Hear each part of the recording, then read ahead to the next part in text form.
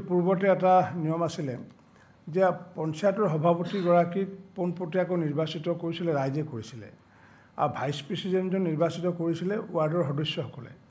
এইবাৰ যেহেতু ৰাইজে নিৰ্বাচন কৰা ছিষ্টেমটো নাছিলে, এইবাৰ যিটো আমি সংশোধন আনিছিলোঁ, গতিকে এইবাৰ সদস্যসকলে যিহেতু কৰিব, পূৰ্বতে আমি দেখিছিলোঁ যে পঞ্চায়তৰ সভাপতি নিৰ্বাচিত কৰাৰ পিছত যে এই সদস্যসকলে অথচ ৰাইজে নিৰ্বাচিত কৰে, কিন্তু ভাঙা পাতা কৰে সদস্যসকলে বিভিন্ন কাৰণত অনাস্থা প্ৰস্তাৱ আনে।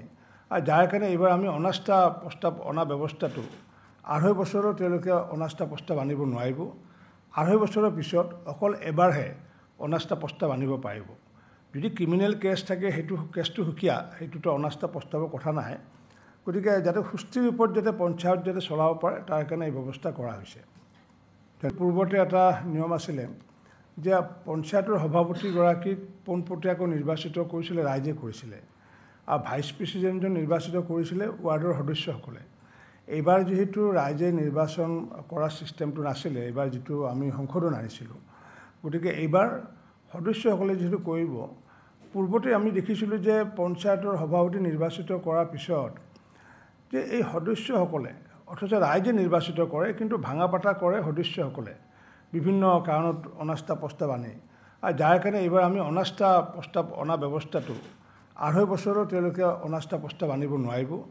2.5 বছৰৰ পিছত অকল এবাৰহে অনাস্থা প্ৰস্তাৱ আনিব পাৰিব।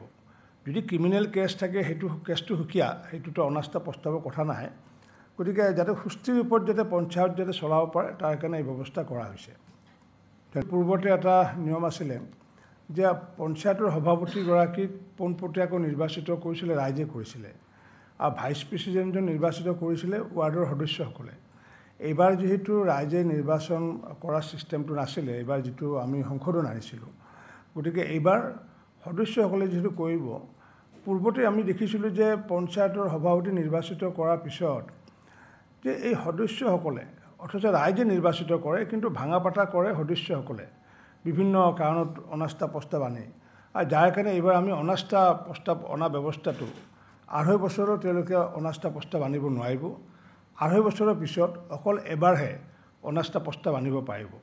যদি ক্ৰিমিনেল কেছ থাকে, সেইটো কেছটো সুকীয়া, সেইটোতো অনাস্থা প্ৰস্তাৱৰ কথা নাহে। গতিকে যাতে সুস্থিৰ ৰূপত যাতে পঞ্চায়ত যাতে চলাব পাৰে, তাৰ কাৰণে এই ব্যৱস্থা কৰা হৈছে। পূৰ্বতে এটা নিয়ম আছিলে যে পঞ্চায়তৰ সভাপতিগৰাকীক পোনপটীয়াকৈ নিৰ্বাচিত কৰিছিলে ৰাইজে কৰিছিলে আৰু ভাইচ প্ৰেচিডেণ্টজন নিৰ্বাচিত কৰিছিলে ৱাৰ্ডৰ সদস্যসকলে। এইবাৰ যিহেতু ৰাইজে নিৰ্বাচন কৰা ছিষ্টেমটো নাছিলে, এইবাৰ যিটো আমি সংশোধন আনিছিলোঁ, গতিকে এইবাৰ সদস্যসকলে যিহেতু কৰিব, পূৰ্বতে আমি দেখিছিলোঁ যে পঞ্চায়তৰ সভাপতি নিৰ্বাচিত কৰাৰ পিছত যে এই সদস্যসকলে অথচ ৰাইজে নিৰ্বাচিত কৰে, কিন্তু